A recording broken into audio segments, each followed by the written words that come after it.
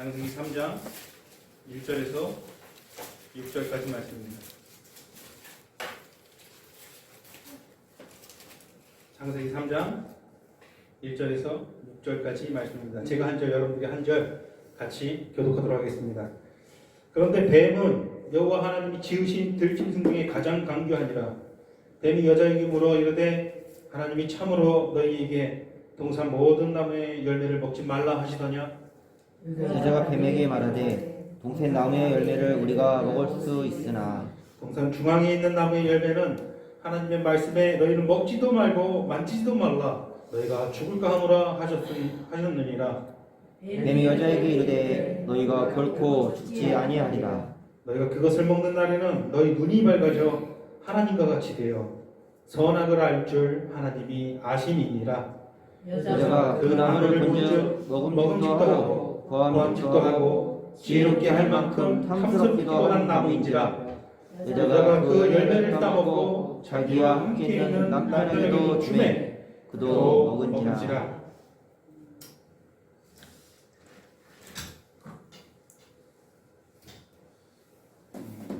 창세기 3장이 중요합니다. 저는 창세기 3장 말씀 전하는 것을 참 좋아합니다. 이 세상에 벌어지는 모든 일들에 대해서 설명을 할 수 있는 것은 사실 창세기 3장뿐입니다. 우리 신앙에 있어서 창세기 3장이 우리에게 항상 정말 많은 하나님의 메시지를 전해주는 구절입니다. 어떤 일부 사람들은 구약은 의미가 없다라고 주장하는 사람들도 있으나 절대 그렇지가 않습니다. 성경 중에서 특히 창세기에는 구속사의 모든 역사가 이 창세기 한 장에 다 담겨있기 때문에 가장 중요한 성경 중에 하나가 바로 이 창세기이기도 합니다. 우리가 경험하는 세상, 그리고 우리가 목도하는 세상, 이렇게 죄악으로 물든 세상, 우리 눈에 보이는 것들은 온갖 거짓과 위선과 죄악들 뿐이죠. 도무지 선한 것이라는 것은 눈에 보이지가 않습니다. 모든 사회 전반에 걸쳐서 다 마찬가지죠. 이 근본적인 원인을 설명해주는 가장 중요한 본문이 창세기 3장입니다. 우리는 창세기 3장으로부터 모든 것을 설명할 수 있고 또 그렇게 설명을 해야만 합니다.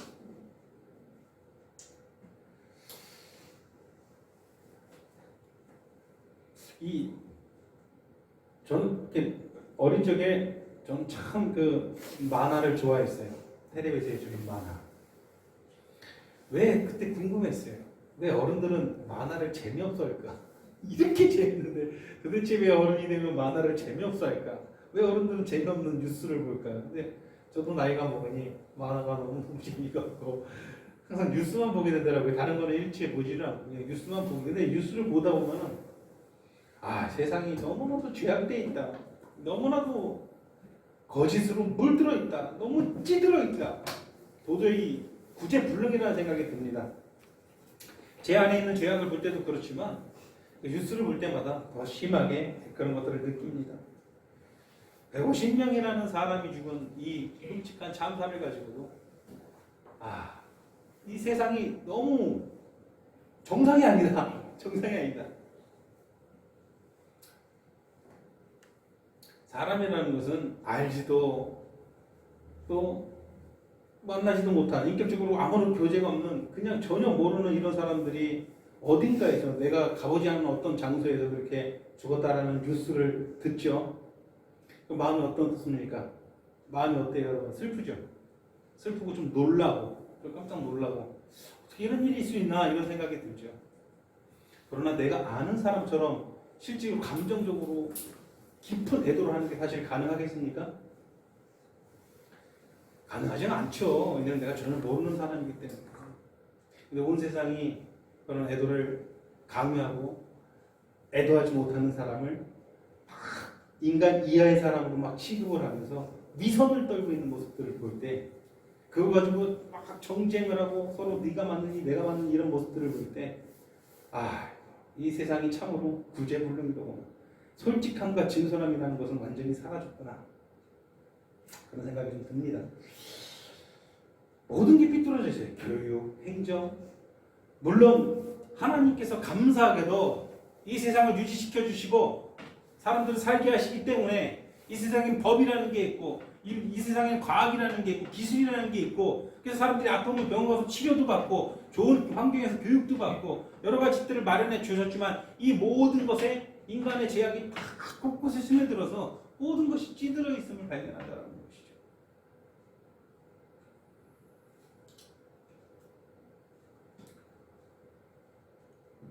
그 근본적인 원인을 우리 창세기 3장으로부터 찾아야 된다는 것이죠. 성경은 언제나 하나님께로부터 출발합니다.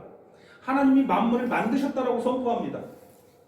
하나님께서 어떻게 해서 만물을 만들었는지, 하나님께서 어떻게 해서 존재하는지 뭐 하나님에서 증거하려고 노력하지 않아요. 그냥 선포하는 거예요. 하나님의 말씀이에요. 이 처음부터 의문을 가지고 시작하면은 우리는 아무것도 얻을 수 없겠죠. 사람들은 절대 복음을 믿을 수 없겠어요. 복음으로 나아갈 수 없다는 것이죠. 절대적인 조건은 무엇입니까? 성경은 하나님에 대해서 사람들에게 증거를 말하고 있지 않다라는 거예요. 그저 선포한다는 것이죠. 반대죠. 성경이 증거를 제시하지 않는 것처럼 사람들도 하나님을 향해서 절대 증거를 제시할 수 없어요. 무슨 말이냐? 하나님은 실존하신 분이다 성경이 증거하지 않듯이 사람들이 그럼 하나님은 없는 분이다라고 증거하지 못한다라는 거예요. 무슨 말인지 아시겠어요? 세상이 말하는 것은 인간이 진화하는 동물이라는 것입니다. 제가 많이 그동안 말씀드렸지만 근데 성경이 말하는 것은 인간은 진화하는 동물이 아니다라는 거예요. 하나님께서 만드시고 창조하신 피조물인데 그 중에서도 가장 특별하고 구별되게 만든 존재가 인간이라는 거예요. 자, 진화로 설명을 해봅시다. 진화로 설명해 보세요. 인간과 유인원은 같은 뿌리라고 이야기를 합니다. 원숭이, 침팬지, 고릴라, 오랑우탄 아주 근현종 가까운 종이고 인간이랑 좀 멀리 가면은 저 긴꼬리 원숭이 저런 것들도 다 인간이랑 같은 근현종이라는 거예요. 거기서 인간이 분류돼서 나왔다라는 것이 진화에서 말하는 거고 온 세상은 이것을 정설로 받아들이고 200년 동안 세상을 어지럽게 만드는 정말 괴담 중에 가장 심각한 괴담이 바로 이 진화론이죠. 인간의 존재를 그렇게 설명하는 거예요. 설명이 됩니까? 그게 설명이 돼요? 인간과 원숭이가 비슷한 존재입니까, 여러분? 세상에는 수천 종, 수만 종의 생물들이 있는데 인간이 그런 것들이랑 다 비슷한 하나의 종류 중에 하나입니까? 그렇게 굳이 설명을 안 해도 인간이 뭔가 다르다는 거 모든 사람이 인정할 수밖에 없죠. 인간은 다른 존재잖아요. 그죠? 본능으로 살아가는 짐승과 인간은 다르다라는 거예요.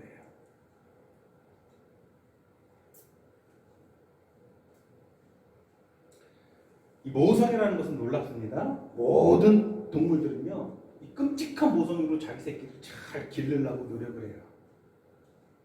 다큐를 보세요. 표범이 새끼를 그냥 살아가는데 애끼고 보호하는데 짐승도 어떻게 저럴 수가 있을까? 새끼를 위해서 그냥 노심초사 막 그 새끼를 보호합니다. 그러다가 잠깐 사냥을 간 사이에 비단구렁이가 그만 새끼를 삼켜버린 거예요.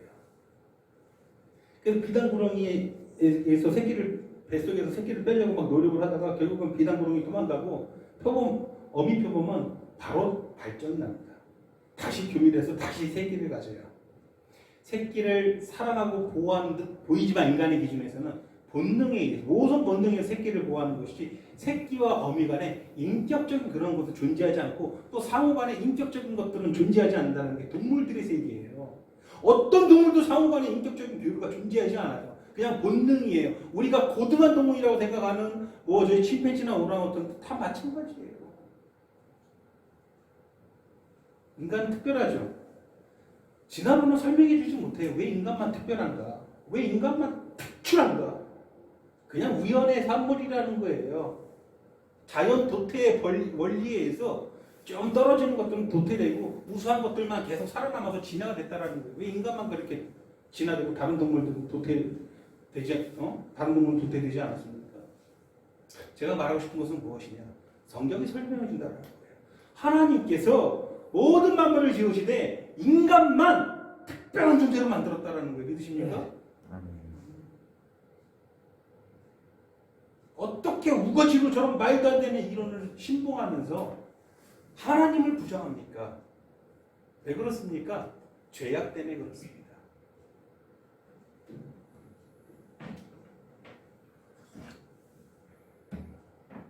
현대과학은요, 늘 얘기하지만 단 한 개라도 성경에서 말씀하신 모든 것들을 부정할 수 없어요.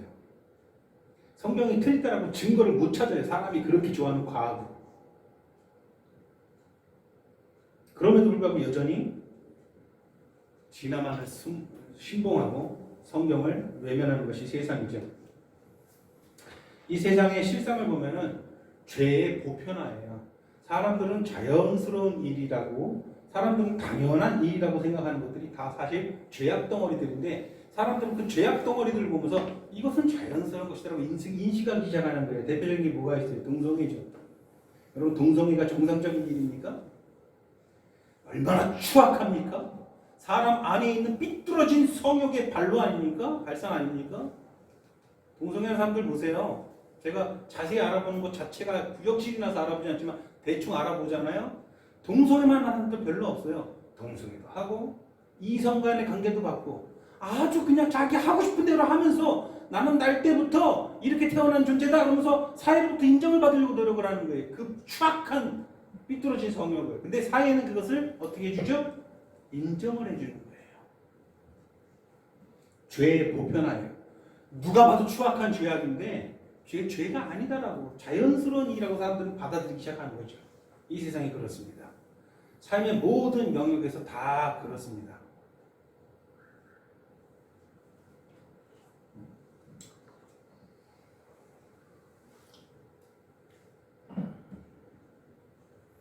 사람은 사람을 늘 대적합니다. 세상은 전쟁이 끊이지 않습니다. 사람은 사람끼리 서로 죽이는 것을 즐깁니다. 인류 역사에 한 번도 전쟁이 없었던 적이 없습니다. 서로 빼앗고, 서로 탄압하고, 서로 압제하고, 사람들 위해 군림하고 싶어하고자 하는 사람들의 욕망. 개개인의 삶에 들어가서도 마찬가지죠. 내가 저 사람보다 좀 높아야 되겠고, 내가 저 사람보다 좀 더 대접받아야 되겠고, 내가 좀 저 사람보다 높아지기 위해서 저 사람이 굴욕당하고 창피를 당하는 것은 개의치 않게 되는 거예요. 왜? 내가 더 높아지면 그만인 것이죠. 아주 사소한 것부터 하나예요. 저는 편의점에 갔는데 편의점 알바가 너무 불친절합니다. 인사도 안 하고 그냥 뭐 물건 그냥 툭 던지고, 근데 순간 분노가 일어납니다. 내가 너보다 더 높은 존재고 너는 나보다 낮은 존재인데 네가 어째서 나에게 그렇게 행동하느냐 하면서 분노를 하는 거예요. 뭐 최근에 있었던 일이고 예전에 그런 일이 있었어요. 그래가지고 예전에 저도 조금이라도 남에게 자존심 못 잡던 시절이 많지 않았습니까? 그 자리에서 너 지금 뭐 하는 거야? 그래서 확 그 사람 위협하죠. 그 알바한 불쌍한 학생이 저한테 또 확 겁을 먹어가지고 또 그러면서 또 즐기는 거예요. 짜식 안 되는 곳이 까불고 있어. 그러면서. 이 죄악 덩어리 제 안에 있고 여러분들 안에 없습니까 혹시? 우리 안에 다 있다라는 거예요.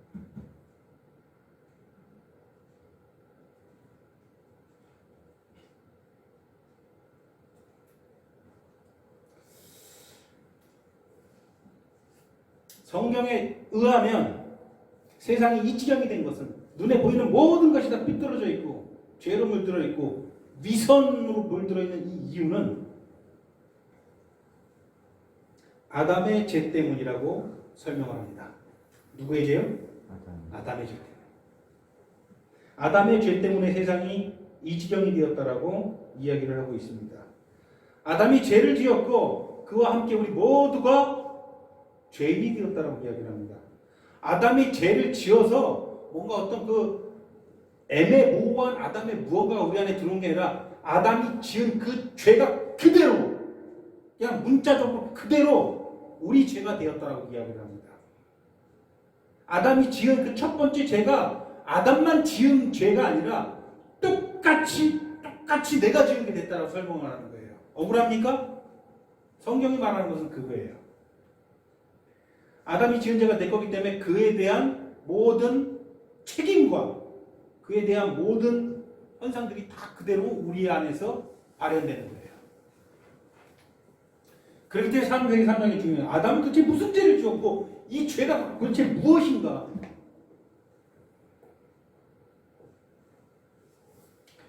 이것을 원죄의 교리라고 합니다. 다들 알고 계시죠? 원죄의 교리라고 합니다. 우리는 아담의 죄를 똑같이 가지고 태어납니다. 여러분, 죄와 악이 다른가요? 죄와 악은 다른 거예요? 죄와 악은 사실 같은 것 같지만 죄는 조금 특별한 종류의 악이라고 우리가 보면 되겠습니다. 지진이 나가지고 수천 명의 사람이 죽었어요.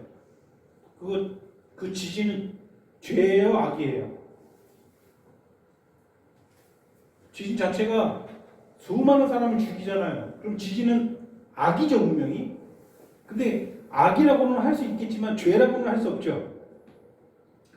그 차이가 있는 거예요. 죄는 도덕적, 윤리적 악을 갖다가 죄라고 하는 거예요. 그냥 본질적으로 악한 것들이 있어요. 그것은 죄라고도 부르지 않기도 하죠. 지진이나 해일을 갖다가 화산 폭발하는 걸 갖다가 우리가 악이라고 죄라고 하지는 않잖아요. 하지만 그걸로 인해서 수많은 인명피해가 나온다면 그것은 악한 것이죠. 그렇죠?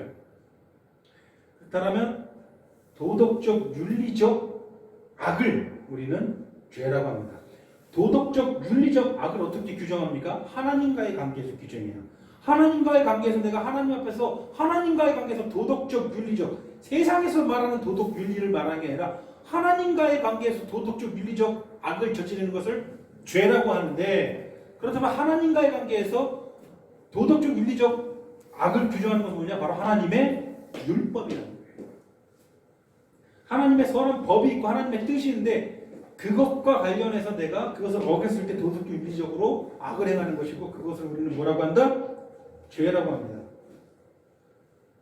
이 죄는 절대적인 거예요.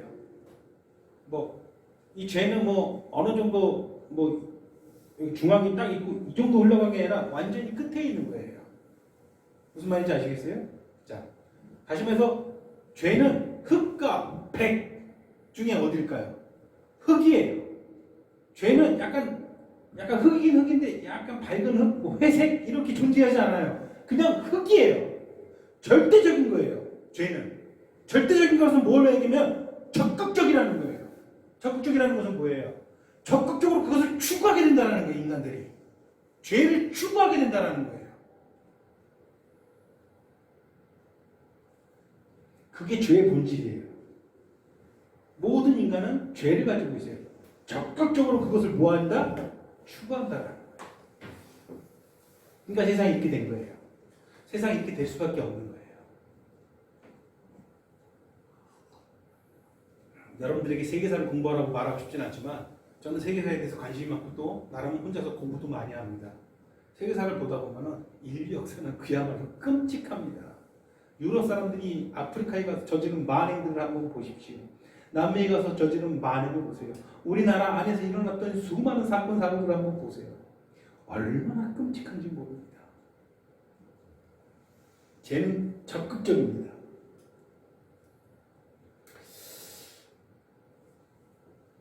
정확히 정리해서 죄는 하나님과의 관계에서 규정되는 도덕적, 윤리적 악의 발현이다. 이렇게 보면 되겠습니다. 물론 죄는 어떤 행동만을 의미하는 게 아니에요. 죄는 어떤 행동이 아니라 죄는 상태죠. 상태. 죄된 상태. 이해가 되십니까? 하나님과의 관계에서 논리적, 도덕적, 윤리적 악을 우리는 행하는 존재인데 그런 상태로 우리는 태어난다는 거예요. 그 상태가 되었다는 거예요. 누구 때문에? 아담 때문에. 아담 안에서. 자, 우리 원죄에 대해서 우리가 분명한 규정을 해야 돼요. 원죄는 무엇이냐? 우리의 악한 본성을 나의 부모로부터 물려받는 겁니까? 아니에요. 내 부모로부터 물려받는 게 아니에요. 나의 조상으로부터 물려받는 게 아니에요. 그럼 나의 악한 본성은 누구로부터 물려받은 거예요? 아담으로부터 물려받은 거예요. 왜 그럴까요? 아담을 우리의 대표자로 삼으신 거예요. 하나님의 창조의 질서예요. 늘 얘기하죠. 하나님께서 아담을 지으시고 그와 언약을 맺었어요. 너는 모든 인류의 대표가 될 것이고 네가 받은 모든 축복과 네가 받은 모든 하나님의 모든 복락들은 그대로 네 후손에게 그대로 갈 것이고 네가 누리는 모든 것들이 그대로 네 후손이 될 것인데 너가 이 대표자의 자리에 있을 때 그렇다면 너가 하나님으로부터 실패를 한다면 그 실패에 대한 모든 책임과 원인을 그대로 네 후손에게 돌릴 것이다. 이게 하나님께 언약 맺으신 거예요. 아담이 그 언약을 깨뜨리는 그 순간 첫 번째 죄를 지은 순간 대표자의 자리에 그대로 머물러 있었어요? 아니죠. 그 즉시로 대표자의 자리에서 쫓겨났어요. 그 이후로는 아담이 아무리 죄를 지어도 그것은 우리 죄가 되지 않아요. 근데 대표자의 자리에 있을 때 그 죄악은 누구의 죄가 된 거예요? 그대로 우리의 죄가 된 거예요. 그러니까 아담이 선악과를 따먹은 행위 아담만 한 게 아니라 아담 안에서 우리가 선악과를 따먹게 돼버린 거예요. 억울하죠. 억울해도 어쩔 수 없이 이게 창조의 질서였어요. 전쟁이 납니다. 성경의 이야기를 한번 살펴봅시다. 다윗과 골리앗이 1대1로 싸움을 합니다. 블레셋 장군 골리앗이 있었고 이쪽 유다 이스라엘 군에 그 대표자가 없었어요. 보니까 그 조그만 그 소년 다윗이 답답해서 아니 저 우상을 섬기는 것들이 하나님의 민족을 저기 유린하고 있네. 내가 참을 수가 없어. 그래서 꼬마가 나와가지고 1대1로 싸워요. 누가 이겨요? 다윗이 이겨요. 다윗이 개인적으로 이긴 거예요? 아니면 이스라엘 전체가 이긴 거예요? 다윗의 승리는 이스라엘 승리가 된 거예요. 그럼 블레셋, 이 골리앗의 패배는 누구의 패배가 된 거예요? 그대로 다 블레셋 전체의 패배가 된 거죠. 대표자예요. 하나님께서 대표자로 아담을 세우신 거죠. 여러분 선악과 따먹은 적 있으세요? 우리 영육씨 선악과 따먹어 본 적 있으세요? 따먹은 거예요. 똑같이 따먹은 거로 하나님께서 인정을 하는 거예요. 너는 선악과를 따먹었다. 왜요? 나 그런 적 없는데요? 하나님의 창조의 질서예요. 너는 아담 안에 있었다. 그때 너희 모두가 아담 안에 있었다. 그렇다면 우리의 죄된 본성은 아담의 죄로부터 그대로 온 거예요. 내 부모로부터 죄된 본성 받은 게 아니에요. 아담은 첫 번째 죄를 짓는 그 순간 대표자의 자리에서 쫓겨났어요. 약간 구분이 필요하겠죠? 저도 아무런 생각 없이 말할 때는 부모로부터 죄된 본성 물려갔다라고 이야기할 때도 많이 있었지만 정확히 성경에 의해서 이렇게 구분이 되는 거예요.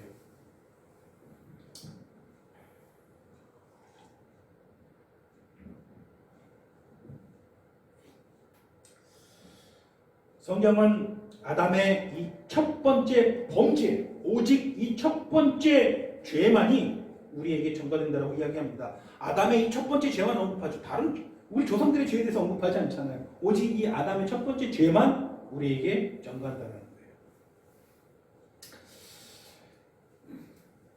그래서 우리는 날 때부터 원오염과 원재책을 가지고 태어납니다.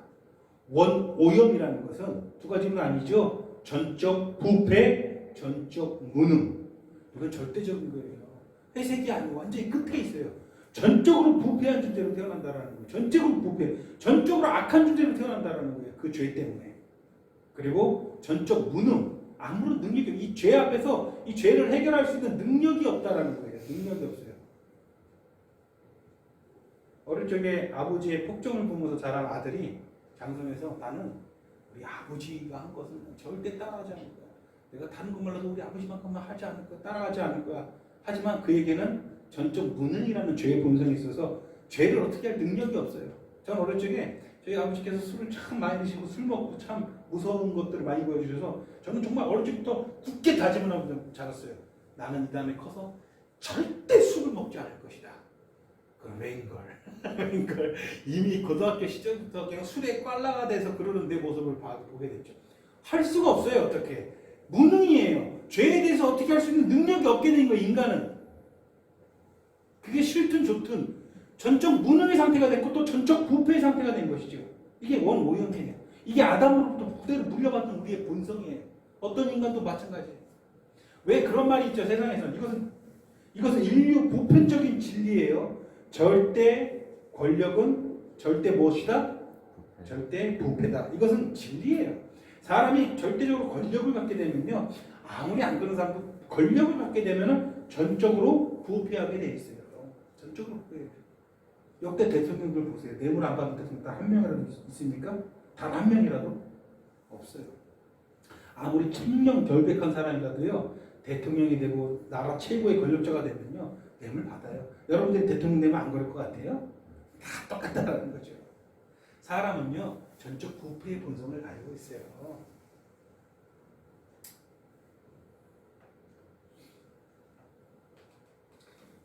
뭐 끔찍한 뭐 예전에 뭐 서울시장 박원순 같은 사람들 끔찍한 뭐 그런 최후를 맞이했지만 그 사람이 만약에 그런 권력자의 위치에 가지 않았다라면 그런 어떤 성적인 행동을 했겠습니까? 젊은 여자에게? 못해 그럼 안 했죠. 점잖은 체면에 어떻게 그래요. 그러나 그럴 만한 위치가 되니까 사람들은 부패하는 거예요. 여러분들이 솔로몬의 위치에 가면은 아내가 1000명이 안 될 것 같습니까? 아, 솔로몬 너무했다. 저렇게 밝히냐 사람을 여자를 저렇게 밝히나? 여기 있는 우리 저기 형제분들 안 그럴 것 같습니까? 당신은 안 그렇다는 것이죠. 우리는 원 오염을 가지고 태어났듯이 똑같이 원 죄책을 가지고 태어납니다. 다시 말해서 죄에 대한 책임을 가지고 태어난다는 거예요. 왜? 아담이 한 행동이 그대로 누가 한 것이기 때문에 내가 한 거기 때문에. 죄에 대한 책임은 뭐예요? 죄의 대가는 뭐예요? 사망이라는 거예요. 안 죽는 사람, 나는 죽지 않는 사람 본 적 있다. 영화에서나 가능하죠? 실제로 죽지 않는 사람 있습니까? 그 여러분들이 세상에 착각하는 게 뭐냐면 사람은 처음부터 그냥 원래부터 죽는 존재고 모든 생물들은 죽는 존재라는 거예요. 죽음이라는 건 이 세상에 존재하는 하나님께서 만드신 세상에는 죽음이라는 게 식물이건 동물이건 새건 뭐 바다의 물고기건 인간이건 죽음이라는 개념 자체가 없었어요. 그런데 죽음이라는 게 뭐예요? 죄의 대가가 그렇게 되는 거예요. 하나님부터 끊어졌다라는 거예요.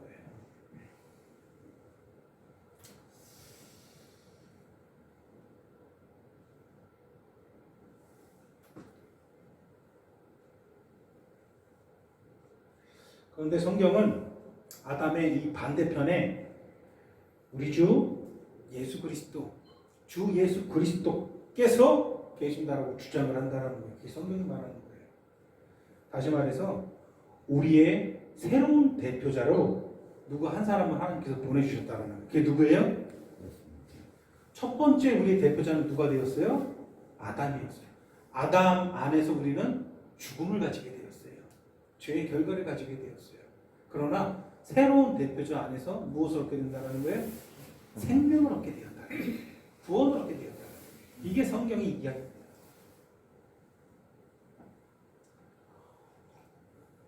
고린도전서 15장 22절에 아담 안에서 모든 사람이 죽은 것 같이 그리스도 안에서 모든 사람이 삶을 얻으리라.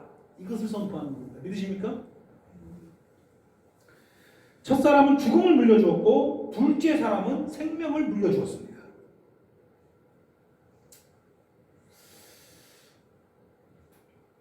최초의 죄악은요 아담 안으로부터 발생된 거예요? 외부로부터 발생된 거예요? 아담 안으로부터 발생된 걸까요? 아니에요. 외부에서부터 발생된 거예요. 아담 안에는요 죄를 지을 만한 그리고 악한 행동을 할 만한 그 어떤 씨앗도 존재하지 않았어요. 그는 의로운 존재였어요. 순순히 100% 외부로부터 온 거예요. 외부부터 유혹과 시험이 왔고 다만 아담은 그것을 철저하게 받아들일지 말지에 대한 완벽한 자유의지를 하나님께서 그에게 주셨다라는 거예요. 자유로운 의사결정을 완벽하게 그에게 맡겼다는. 다만 그 안에는 죄를 지을 만한 악한 씨앗은 전혀 없었다라는 거예요. 그의 자유의지로 그 유혹을 어떻게 한 거예요? 사실상 받아들이면서 죄라는 게 최초로 만들어진 것이죠. 자, 그러면 만약 어떤 인간이 태어났는데 그 아이를 격리시켜서 잘 길러서 어떤 죄와 어떤 악도 전혀 그 아이가 접촉하지 못하게 해서 그 아이를 잘 기르면은 그 아이가 그렇게 죄와 악과 전혀 접촉하지 않는 상태로 그렇게 고이고이 잘 기르면은 그 아이 안에 죄악이 있을까요? 없을까요? 있을 것 같아요? 없을 것 같아요? 있다라는 거예요. 아담과 우리가 틀린 게 그거예요. 만약에 아담이 그렇게 죄와 전혀 외부부터 어떤 유혹도 죄와 전혀 접촉하지 않고 살아가면 그 안에는 그 어떤 죄와 악이 없이 계속 살 수 있었어요. 무슨 말인지 아시겠어요? 근데 우리는 달라요. 우리는 죄와 악이 아무리 유혹이 전혀 없는 상태에서 이렇게 자라도 우리 안에는 죄와 악이 있다라는 거예요. 왜? 아담 것을 받았기 때문에. 아담과 우리가 그게 다른 거예요.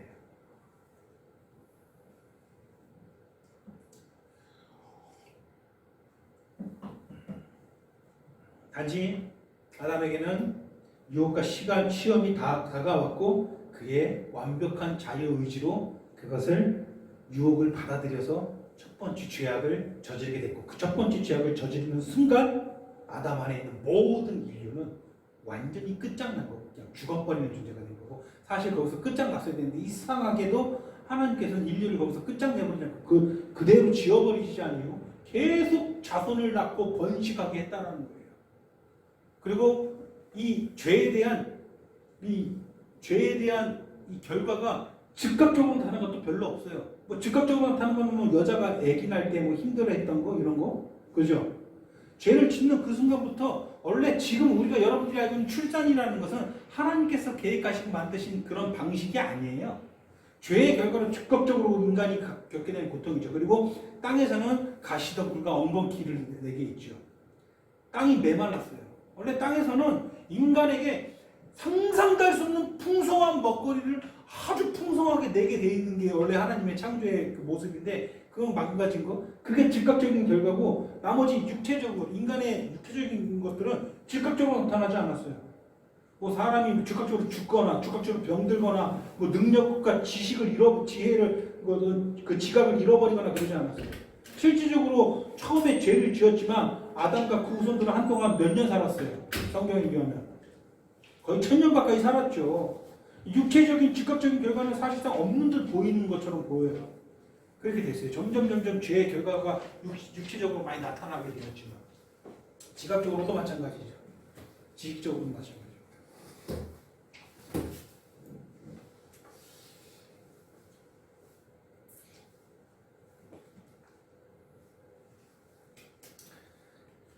그 아담의 실패는 우리 모두의 실패가 됐고 지금은 우리 육신적으로나 모든 사회 전반에 이 죄가 이제 관영해져가지고 죄의 결과가 그대로 나타나 있는 시대에 우리는 살고 있죠. 그렇죠.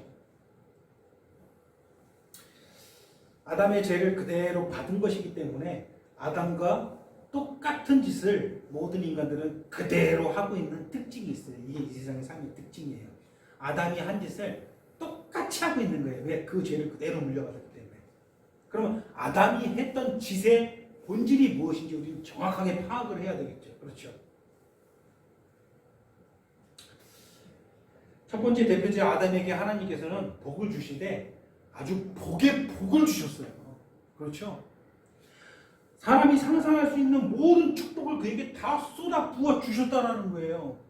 그는 그냥 그 축복 가운데 그냥 그저 살면 되는 거예요. 하나님과의 관계 속에서. 온갖 복의 복. 그에게 불평할 만한 그 어떤 요소도 존재하지 않았어요. 그는 엄청난 지각으로 온 천하만물을 다스렸고요. 그는 이 세상에 있는 모든 것들에게 이름을 짓고 이름을 부여하고 그 이름대로 자기가 그대로 부를 만한 지각을 가지고 있었어요. 상상할 수 있습니까? 저희 대형교회 가면은 성도 수가 몇천 명 되죠. 그럼 그 교회 성도들은 성도 상호간에 서로 이름을 다 알고 서로 다 아는 존재입니까? 사실상 좀 불가능하죠. 그죠? 그렇게 대형교회에서. 심지어는 목사가 그 대형교회 담임 목사가 식당에서 그 교회 성도를 봐도 그 자기 교회 성도인지 못 알아보잖아요. 성도가 먼저 가가지고 목사님 저 그 교회 다녀요. 목사님 말씀 잘 듣고 있어요. 그러세요? 이렇게 되는 거죠. 그죠? 지금 현재 인간의 모습은 사실 그래요. 그런데 수십만 종의 모든 생물들을 이름을 짓고 그 생물들 하나하나를 깊이 알고 그들을 다스리고 그들과 깊이 관여하고 살았다는 이 상상할 수 있는 거예요. 그 정도의 능력을 가지고 할 수 있는 모든 것들을 다 누릴 수 있는 모든 것들을 다 누리면서 하나님의 동산에 살았어요. 하나님 나라에 살았어요. 그런데 마귀의 유혹을 받아들이는 정말 이해할 수 없는 행동을 하게 된 거예요. 하나님께서 모든 복을 주실 때 사실 조건이 하나 있었어요. 조건이 아예 없던 건 아니에요. 조건은 뭐예요? 맞춰보세요. 단 하나의 조건을 주셨어요. 뭐예요? 나와 약속을 지켜. 나와 약속을 지키는 거. 좀 두 자로 표현해 봅시다. 순종.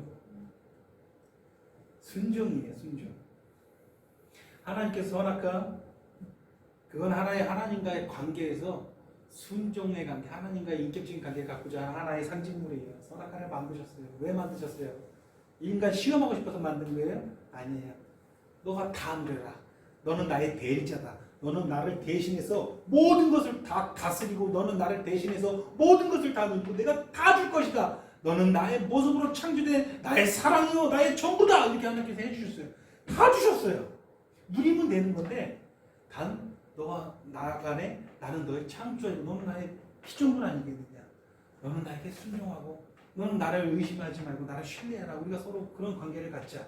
여기가 증거물이 있다. 이것을 건들지 말고 만지지도 말라. 이것만 지키면 너는 나의 모든 대리자가 될 수 있고 나를 대신해서 온 천하를 다스리는 권세를 주겠다. 순종을 요구했어요. 그런데 우리가 잘 알듯이 아담은 그 하나님의 조건을 거부했던 것입니다. 그가 한 행동이 바로 그거예요. 지금 살펴보는 것처럼 아담은 그것을 거부했어요. 복음도 같은 원리입니다. 하나님은 측량할 수 없는 풍성한 축복을 예수 그리스도 안에서 우리에게 전부 다 주셨습니다. 조건은 무엇입니까? 오직 하나입니다. 여러분 그리스도 안에서 주신 풍성한 측량할 수 없는 모든 축복을 우리가 받아들이려면 한 가지 조건이 있어요. 뭐예요? 순종이라는 거예요.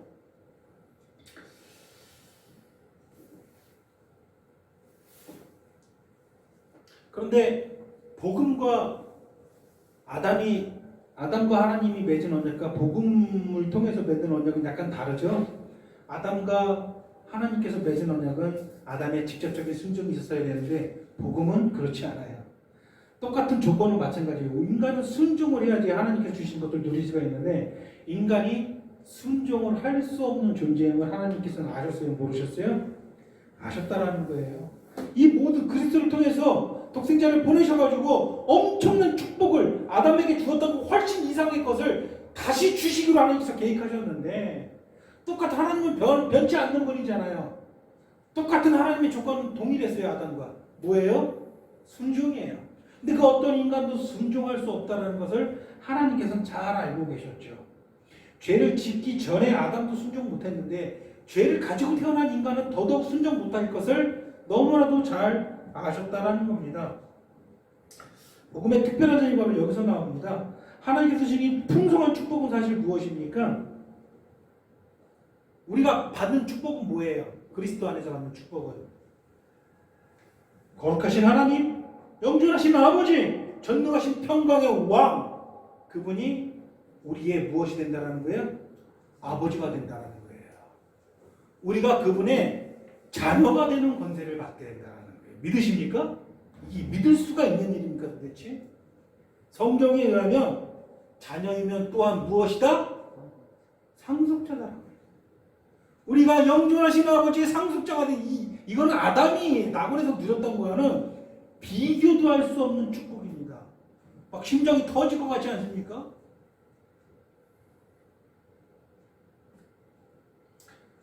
좀 느끼십니까? 여러분 이런 축복을 지금 받고 있다는 걸?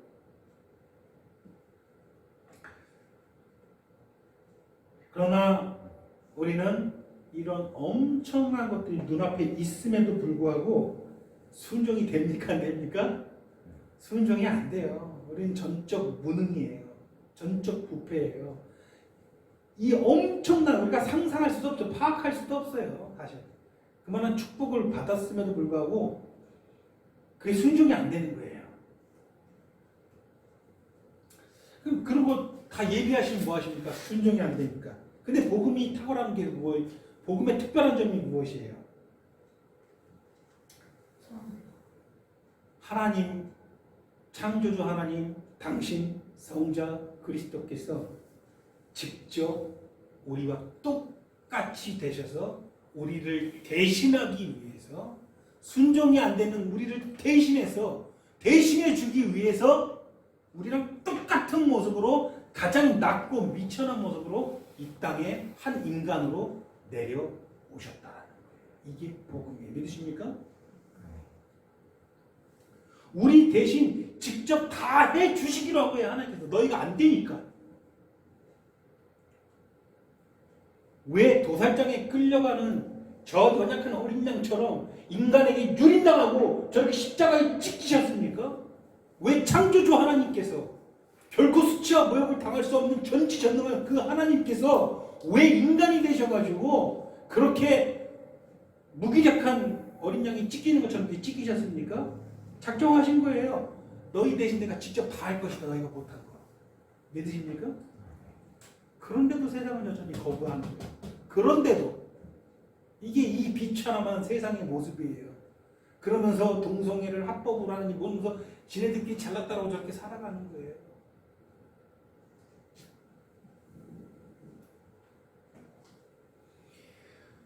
순종과 거룩한 삶을 우리를 대신해서 사셨을 뿐만 아니라 우리가 가지고 있는 원오염과 원죄책에 대한 하나님으로부터 발생되는 의로부터 발생되는 거룩함으로부터 발생되는 모든 형벌까지도 직접 다 받으시기로 작정하셨고 실제로 그렇게 했다라는 거예요. 베드로가 주여 그러지 마시옵소서 절대 일어나서는 안 됩니다. 그러니까 주님께서 뭐라고 했어요? 이런 일이 일어나야 된다. 근데 여전히 그 주님을 세상은 조롱하고 있잖아요. 비웃고 있잖아요. 예수쟁이라는 감히 하나님의 성자 그리스도를 그렇게 부르고 있잖아요. 그 이름 부르기도 사실 우리가 이 두렵고 경건한 그 거룩하신 그 이름을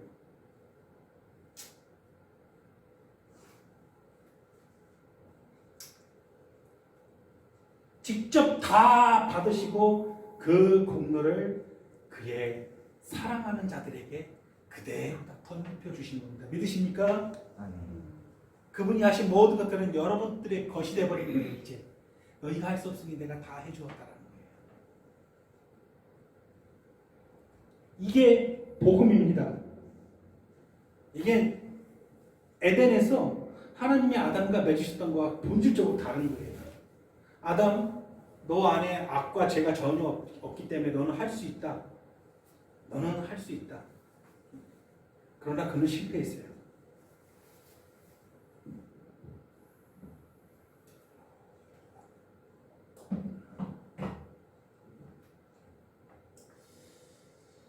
복의 복을 다 받은 아담이 정말 이 믿기 힘든 죄를 저지른 것을 우리가 보았습니다. 어떻게 그런 복을 다 누리면서도 그런 행동을 할 수 있었을까? 근데 보세요. 그거보다 그리스도 안에서 훨씬 더한 축복을 다 받은 우리는 그거보다 더한 짓을 하고 있잖아요. 오늘도. 이게 참 끔찍한 일이죠. 오늘 본문을 봅시다. 마귀는 질문합니다. 하나님께서 참으로 너희에게 동산 모든 나무 열매를 먹지 말라고 하시더냐? 하나님께서 참으로 동산 모든 나무 열매를 먹지 말라고 하시더냐? 이 말에는 어떤 감정이 담겨 있습니까? 이 말에는 하나님에 대한 모욕과 경멸이 담겨 있지 않습니까? 과연 그 양반이 그러더냐? 그 거짓말쟁이가 그렇게 말하더냐? 그게 진짜로 들리더냐? 이런 모욕과 경멸이 담겨 있지 않습니까? 이 마귀가 어떤 존재인지 잘 보세요. 참 어이가 없는 분이로구나. 하나님은 그런 의도가 깔려있지 않습니까? 마귀는 의문을 제기합니다. 아이고 이 순진하고 명청한 것들아 그 말을 거지것대로 믿느냐? 그 말을 믿느냐 도대체? 저거 먹으면 죽는다라고 말씀하셨고 먹으면 안 된다라고 말씀하셨는데 그 말을 믿느냐? 이 순진하고 멍청한 것들아? 근거는 전혀 없죠. 주장만 하고 있어요. 하나님의 말씀이 틀렸다라고 지금 말하고 있는데 그거에 대한 근거는 없어요. 그냥 주장하는 거예요. 그건 아니다라는 거예요. 하나님께서 거짓말하고 있다. 주장만 하고 있는 거예요. 근거가 전혀 없는 말을 받아들일 이유가 있습니까 지금? 아담과 하와가? 하와가 전혀 그것을 받아들일 이유가 없잖아요. 근데 놀랍게도 너희가 결코 죽지 아니하리라 아무런 근거가 없는데 그 주장을 어떻게 해요? 놀랍게도 받아들인단 말이에요. 아무런 근거도 없는데 하나님께서 정령 죽으리라고 했고 그동안 하나님 안에서 요만큼의 부족함도 없고 다 누린 그들이 그것을 그 주장을 근거도 없는 그 주장을 받아들인다는 거예요. 그냥 마귀는 우거지 부리고 있는 거예요. 내 말이 맞다. 내 말이 맞아. 근데 그것을 받아들입니다. 그리고 그 받아들인 그것을 남편에게 그대로 동참시켜서 아담이 똑같은 언약 파기의 행동을 일으키게 된다는 것이죠. 이것이 죄의 본질입니다. 이게 죄의 본질. 이 이후로 똑같은 그 아담과 하와의 자리에 모든 인간들이 그대로 있어요. 왜? 그 죄를 그대로 갖고 태어났기 때문에. 그게 무슨 말이에요? 근거 없이 창조주 하나님을 부정합니다. 우리 온생에서 보고 있죠. 근거 없어요. 아무런 근거 없어요. 하나님께서 없다라는 증거가 그들에게 없어요. 증거를 댈 수도 없고요. 창조주 인간이 하나님으로 창조되었다라는 것을 부정할 만한 그 어떤 과학적 증거가 없어요. 근데 세상은 정확하게 부정하고 있어요. 아담과 하와가 지은 그 똑같은 죄가 그대로 그 안에 있는 가지고 있다는 때문에 그러니까 태어날 때부터 그냥 근거 없이 하나님을 부정하는 문제가 돼버린 거예요. 맞죠? 죄에 거하는 모든 인간은 정확히 아담과 하와 그들과 같은 자리에 있습니다. 날 때부터 아담과 하와의 죄를 가지고 태어납니다. 그래서 실질적으로 그 죄를 가지고 태어나는 상징적으로 그 죄를 가지고 태어나는 게 아니라 실질적으로 그 죄 똑같은 죄를 가지고 태어나는 거예요. 근거 없이 주장을 들었을 때 받아들이는 거예요. 똑같이. 마귀는 아직도 같은 주장을 합니다. 빨리 진행을 할게요. 끊을 수가 없어요. 마귀는 아직도 같은 주장을 하고 있습니다. 마귀가 사람들에게 주장을 해서 사람들이 원죄를 가지고 태어나기 때문에 그 주장을 받아들이는 세 가지 원리가 있어요. 첫 번째, 마귀의 주장은 하나님의 권세를 의심하게 합니다. 뭐라고요? 하나님의 권세를 의심하게 합니다.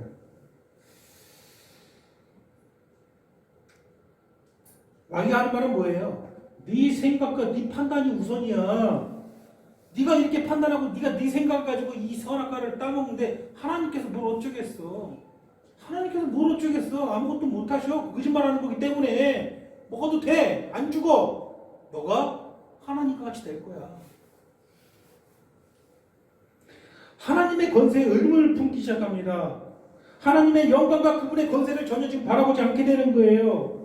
하나님의 영광과 하나님의 권세를 아는 사람은 그 권세를 생각하는 것 그 하나만으로도 하나님께 대항할 마음을 전혀 품지 못하게 돼 있어요. 그러나 그 권세를 무시하게 되는 거고 의심하게 되는 거예요. 우리 주기도문의 마지막 기도는 뭡니까? 나라와 권세와 영광이 아버지께 영원히 있나이다. 우리는 하나님의 권세와 영광을 인정합니다. 받아들입니다. 상상으로도 그 권세를 의심하는 것은 우리에게 있을 수 없는 일이에요. 그러나 그것을 의심하게 만드는 게 누가 하는 일이다? 마귀가 하는 일이다. 하나님의 권세를 아는 자는 하나님의 거룩하신 이름만 떠올려도 그 앞에 기꺼이 엎드리게 돼 있어요. 그렇게 될 수밖에 없어요. 근데 마귀에게 귀를 기울이는 죄된 인간은 하나님의 권세를 눈꼽만치도 쳐다보지 않은 거예요. 너무 차이가 심하죠. 하나님의 권세를 아는 사람은 그 이름만 들어도 그 앞에 엎드리고 눈물을 흘릴 수밖에 없는데 마귀의 주장에 그 죄악된 사람은요 너무 극단적이에요. 어느 정도 인정하는 거 하고 안 하는 게 아니라 아예 그냥 그 발가락에 때만치도 인정을 안 해요. 하나님의 권세를. 그게 죄의 비참한 현실이라는 거예요. 출애굽기 3장에 보면은 모세가 신기한 광경을 봅니다. 가습떡이 나는가 막 불에 타고 있어요. 이게 무엇인가 자세히 살펴보러 갔어요. 만져도 보았어요. 전혀 뜨겁지가 않아요. 근데 불은 붙어 있어요. 이게 무엇이냐 자세히 살펴보고 싶었는데 갑자기 하나님의 음성이 들립니다. 네가 선 곳은 거룩한 땅이니 네 발에서 신을 벗으라. 하나님의 권세에 지금 엎드리라는 거예요. 신발을 벗으라는 거예요. 모세가 어떻게 합니까? 내가 신발을 좀 왜 벗어요? 그랬습니까? 아니에요. 그 자리에 엎드리는 거예요. 신발을 벗고. 이게 하나님의 권세에 압도하는 당연한 모습인데 그게 없어지는 거예요. 사랑하는 성도 여러분, 여러분들이 만나고 여러분들이 매일같이 체험하시는 하나님은 어떤 하나님이십니까?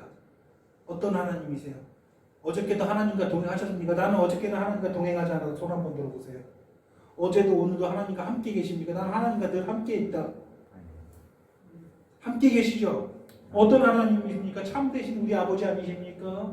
온 천하를 지으신 창조자시요 영원토록 영광 가운데 계신 전능자 아니십니까? 그렇죠?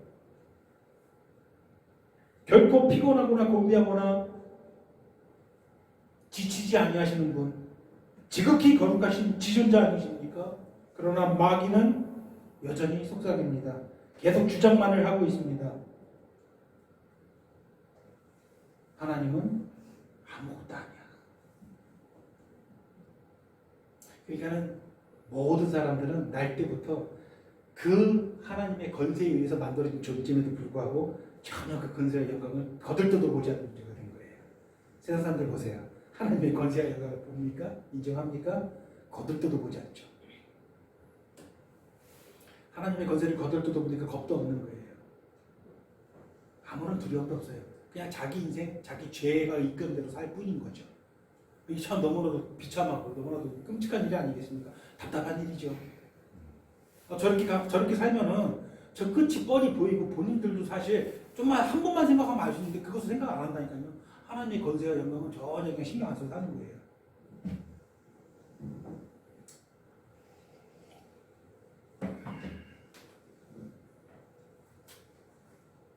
모든 하나님의 권세가 전혀 눈에 들어오지 않으니까 살면서 전혀 신경도 쓰지 않습니다.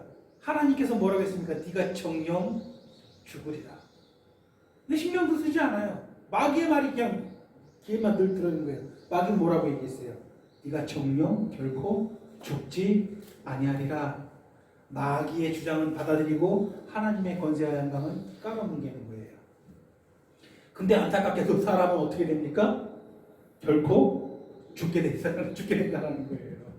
죽음을 향해서 가고 있는데 그럼에도 불구하고 참 놀라운 것은 죽음을 향해 지금도 오늘도 가고 있으면서도 결코 죽지 않냐라는 마귀의 주장만 받아들이는 거예요. 네가 정령 죽으리라 했던 그 하나님의 권세는 여전히 깔아뭉개고 있는 거예요. 자기가 어차피 죽으러 가고 있으면서 지금 코미디하고 있는 거죠. 이게 죄의 참상이 인간을 전능으로 만들어버리는 거예요. 온 천하를 다스리만한 지혜로운 자로 하나님께서 만드셨는데 그냥 전가가 돼버린 거예요. 다 모두가 죄의 눈이 어두워서. 그러면서 서울대 나왔다, 뭐 하버드대 나왔다, 자기가 무슨 권세를 갖고 있다, 자기가 미국 무슨 유학을 갔다 하면서 떵떵거리고 자기 잘난 자로 살아가는 거예요. 너무나도 전능한 인생 살고 있으면서.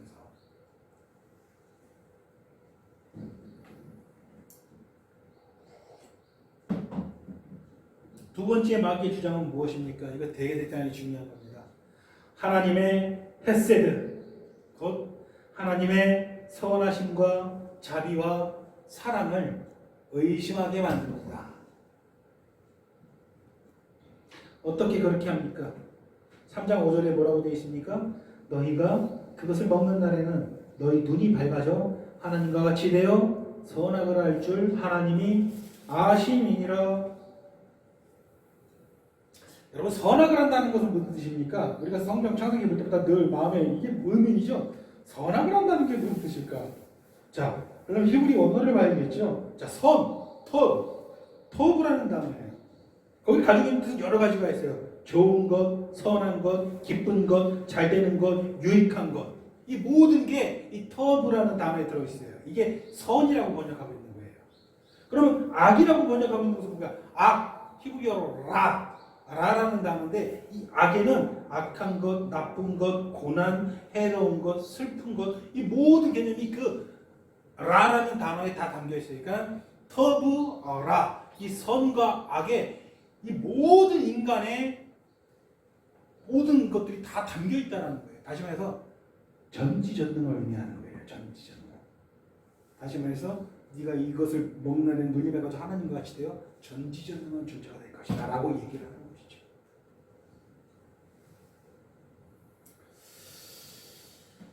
이 주장의 요지는 무엇입니까? 바로 이것입니다. 오랫동안 너희들을 내가 보면서 마귀가 하는 말이죠. 참 내가 마음이 아팠다. 야, 하나님은 사실 너희를 위하는 척하지만 사실은 너희에게 죽는다라고 겁박만 하고 있고 너희 삶을 압제하는 분 아니냐? 사실은 안 죽는데 지금 너희를 겁박하고 압제하고 있는 거야. 죽는다라고 거짓말 하시면서. 난 너희가 참 불쌍했어. 언젠가는 너희를 만나서 내가 진실을 이야기하고 싶었어. 이야기하고 있는 거예요. 한 번도 의심한 적이 없거든요. 하나님의 헤세드를, 하나님의 사랑과 하나님의 긍휼하심과 하나님의 자비하심과 온유하심, 그들을 향한 그 아버지 되신 그 하나님의 마음을 단 한 번도 의심한 적이 없는데 이 얘기를 들으니까 이 얘기가 타당해 보이기 시작하는 거예요.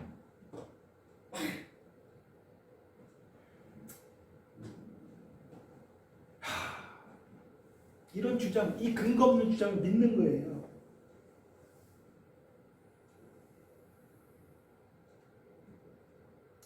왜 먹지 말라고 했는지 아느냐 너희가? 너희 잘 생각해봐. 하나님께서 왜 이거 먹지 말라고 했겠어? 하나님께서 너희를 질투하는 거야. 너희가 하나님과 같이 돼가지고 너희가 전지전능한 자가 되는 것을 하나님께서 경계하시는 것이지. 그 경계하기 때문에 이 터무니없는 조항을 만든 거야. 먹지 말라고. 죽는다라고 겁박했지. 겁박이야. 난 너희가 너무 불쌍해. 너희 먹으면 하나님 같이 되는 거야. 이 세상 사람들 다 자기가 하나님이잖아요. 자기가 우주의 중심이잖아요. 사람 모습을 잘 보세요.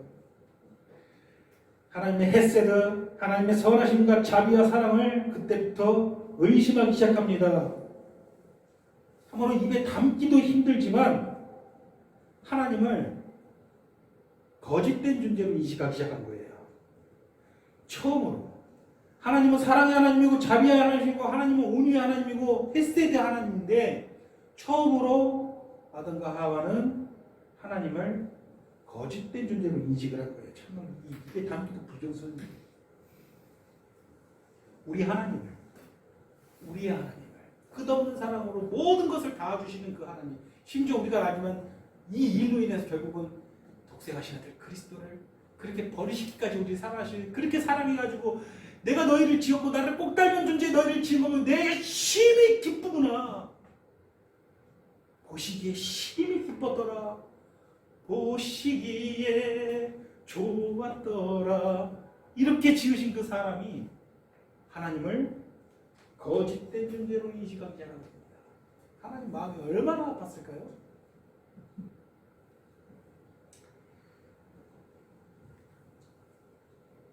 지금도 근데요. 하나님에 대해서 이렇게 무서운 생각을 하는 성도들이 많다라는 거예요. 조금 힘든 일 당한다고.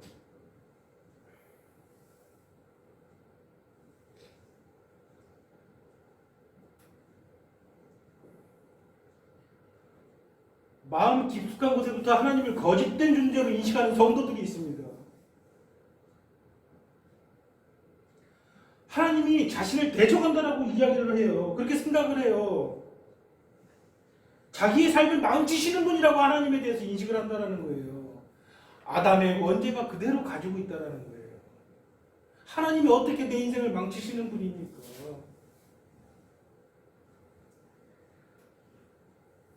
하나님은 내가 이 세상에서 잘 되기를 바라지를 않아. 내가 이 세상에서 즐겁게 사는 것을 원치 않아. 이렇게 생각을 합니다. 하나님은 불공정하다고 생각을 합니다. 맞습니까? 아담이 지은 이 끔찍한 죄악을 우리는 답습해서는 안 됩니다. 우리는 아담보다 훨씬 더 위대하고 놀라운 걸 받은 존재들이에요. 왜 이런 일이 나에게 생기지? 왜 나에게는 이런 것들을 주지 않는 것이지? 왜 다 누리는데 나는 이것을 못 누리는 것이지? 왜 하나님을 불공정한 분으로 인식하기 시작합니까? 왜 하나님의 헤세드를 의심합니까? 왜 나에게는 이런 것들을 허락하지 않는 것이지? 사랑하는 성도 여러분, 마귀의 주장을 당장 물리치십시오. 여러분 잘 아시지 않습니까? 하나님 어떤 분인지. 우리 하나님 그런 분 아니라는 거 잘 알고 계시지 않습니까? 이 세상이 악하고 내 안에 악한 본성이 있고 이 세상은 여전히 우리를 대적하고 우리 육신은 아직도 죄된 육신 가운데 거하기 때문에 우리가 고난도 당하고 힘든 일을 당하고 아시지 않습니까? 하나님께서 우리를 안 사랑하고 하나님께서 우리를 아끼지 아니하셔가지고 우리가 험난한 길 가는 거 아니지 않습니까? 그렇죠? 가끔가다 그런 분들이 계세요. 저 역시도 뭐 그런 지금도 뭐 그럴 수도 있고요. 아 인생이 참 평탄하다. 뭐 그리스도인의 삶은 무슨 고난의 삶이라는데 별로 고난이 없는 것 같다.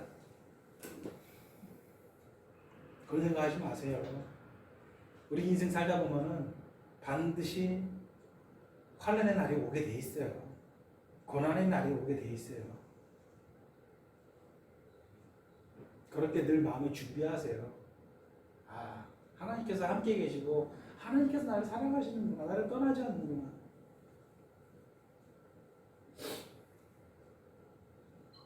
자, 세 번째는 죄의 길이 좋아 보인다라는 겁니다. 마귀의 주장이 옳게 보인다라는 거예요. 이게 이 세상의 현실을 정확하게 보여주는 이유예요. 3장 6절 같이 한번 읽어볼까요? 시작. 여자가 그 나무를 본즉 먹음직도 하고 보암직도 하고 지혜롭게 할 만큼 탐스럽기도 한 나무인지라. 여기까지 읽을게요. 하나님의 권세를 무시하고 그분의 헤세드, 그분의 사랑과 자비를 부정하게 합니다. 그런 다음 죄를 짓게 하는 모든 것들이 어떻게 보이는 거예요? 좋게 보인다라는 거예요. 저 세상 사람들을 봅니다. 불행한 그리스도인들에 비해서 저들의 삶은 얼마나 빛나는 듯 보입니까? 얼마나 멋지고 행복해 보입니까? 나는 그리스도인이고 나는 그리스도를 믿는 사람인데 내 인생을 이렇게 비춰하는데 저들 사는 모습을 보니까 너무나도 반짝반짝 빛나는 듯 보인다라는 거예요. 좋게 보인다라는 거예요. 여러분 세상 사람들이 살아가는 모습이 과연 좋게 보입니까? 돈 많다고 많이 배웠다라고 많은 것을 누린다고 해서 그들의 행동이 삶이 행복해 보입니까? 좋게 보입니까?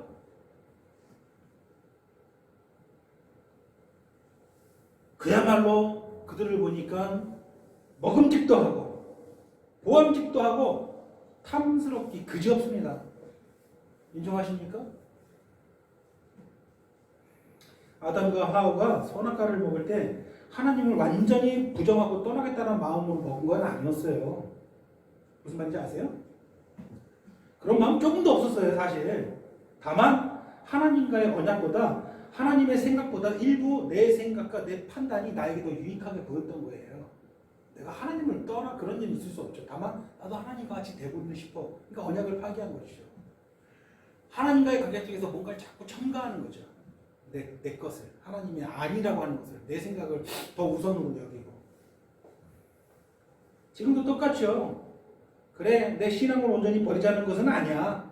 그런 다음에 하나님의 말씀에 그리스도의 복음에 자기 상식과 세상의 질서와 세상의 이성과 세상의 가치를 막 집어넣는 거예요. 그래서 새로운 하나님을 내 마음에서 결국 창조해 버리는 거예요. 그러니까 우리가 해야 되는 일은 뭐예요? 얼마나 경망스러운 일입니까? 성경에서 말하는 하나님과 지금 현재 내가 생각하는 하나님을 늘 비교할 줄 알아야 돼요. 자꾸 달라져 있어. 성경에서 말하는 하나님과 사람들이 생각하는 하나님이 점점 달라져요. 이게 참 인간이 가지고 있는 한계예요. 여러분 늘 조심하고 두렵고 떨림하고 성경에서 말씀하시는 하나님과 여러분들 안에 있는 하나님이 같은 하나님이 되기를 소원합니다. 가령 뭐 이렇게 하면 복 주신다거나 이렇게 하면 벌 주신다거나 이런 자기만의 하나님 만들어 가잖아요. 그렇죠? 어떤 사람들은요 헌금을 진짜 열심히 해요. 11조뿐만 아니라 건축 헌금, 선교 헌금, 뭐 각종 감사 헌금 한 달에 그 교회에 내는 돈만 해도 엄청나게 많은 돈을 내요. 물론 11조 헌금도 내고요. 거의 수입의 거의 절반 가까이로 헌금하는 사람들이 있어요. 그러면서 그 사람 하는 일이 잘 돼요. 그럼 그 사람은 마음속에 뭘 해요? 확신을 해요. 내가 지금 일이 잘 되고 돈벌이도 잘 되고 사업 번창하는 것은 내가 이렇게 아끼지 않고 감사한금, 건축원금, 성교원금, 11조원금 하나님께 받은 것을 내가 그대로 다 온전히 잘 아끼지 않는 마음으로 돌려드렸기 때문에 하나님께서 내 사업에 뭘 주시는 것이다? 복을 주는 것이다. 확신해요. 이거 뭐 늘 간증해요. 내가 이렇게 항상 아끼지 않고 하나님께 드리니 하나님께서 나를 돌보신다. 이게 맞는 말일까요? 틀린 말일까요? 비교해야 돼요. 과연 지금 자기가 생각하는 그 하나님, 내가 돈을 많이 드리니까 교회에 헌금을 많이 하니까 내 사업을 막 복되게 하신다. 이 하나님, 내가 그런 하나님 그런 면을 확신하고 있잖아요. 성경에서 말하는 하나님과 그런 하나님인가 비교를 해야겠죠. 이상한 하나님 만들어내지 말라는 거, 이게 우상인지 뭡니까?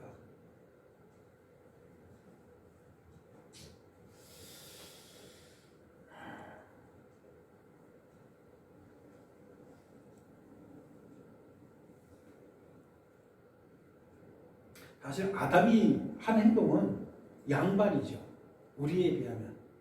우리는 그리스도를 주로 아담은 핑계나 할 수 있어요. 나는 그리스도를 주로 받지는 못했었어요. 근데 우리는 그리스도를 주로 받았음에도 불구하고 아담보다 더한 짓을 하고 있는 거예요. 어떻게 핑계할 수 있겠습니까? 이것이 반역의 모습이고 죄된 모습입니다. 하나님의 권세를 무시하고 하나님의 사랑과 자비 그리고 선하심을 의심하면서 세속의 것들을 여전히 아름답게 보고 탐하면서 살아간다는 거예요. 이게 이 세상의 모든 죄악된 원리들을 설명해주는 가장 뿌리가 되는 사실들이에요. 창세기 3장에. 그렇죠. 너무 이 세상을 적나라하게 보여주는 구절이에요. 왜 그렇게 됐습니까? 결론은 하나예요. 이 모든 것들을 아담으로부터 그대로 우리가 가지고 태어나고 모든 인류가 그렇게 가지고 태어난다는 거예요. 우리 생명수교의 성도 여러분들이 사는 날 동안에 정확히 지금 말한 이 모든 것들로부터 반대로 살아가기를 원합니다. 그들은 원진은 하나님의 권세를 의심하게 하고 하나님의 햇세들을 의심하게 하고 세상의 것들을 좋게 보입니다. 이것은 사람이 가지고나 태어난 본성이에요. 정확히 반대로 살아가기를 소원합니다. 하나님의 나라와 권세와 영광을 구하고 그 사랑과 자비 그리고 선하심을 의지하면서 오직 하늘 영광을 향해서 승리의 삶을 사는 그런 교회 되기를 소원합니다. 기도하시겠습니다. 하나님, 우리 안에 있는 모든 부적절한 의심들을 다 지워주시옵소서. 죄악으로 하루를 보내는 우리의 어리석음과 마음과 생각들을 하나님 용서하시고 우리가 이 말씀 삼아서 하나님께서 함시도 우리를 떠나지도 버리지도 아니하신다는 그 약속을 지금도 내 영혼 안에서 하시고 계신 그 약속을 날마다 듣게 하시고 그 하나님 곁에서 하나님을 가까이 곁에 두고 늘 승리하는 교회 되게 하여 주시옵소서. 조금도 이런 경망스러운 죄악이 우리를 주장하지 못하게 하나님 우리 인생길에서 우리 인도자가 되어 주시옵소서. 그리하여 우리가 주님 뵙는 그날에 진심으로 우리가 모든 것을 내려놓고 주님 품에 안겨서 엉엉 울 수 있는 그런 삶 살 수 있도록 주님 인도하여 주시옵소서. 예수님의 이름으로 기도드리옵나이다. 아멘.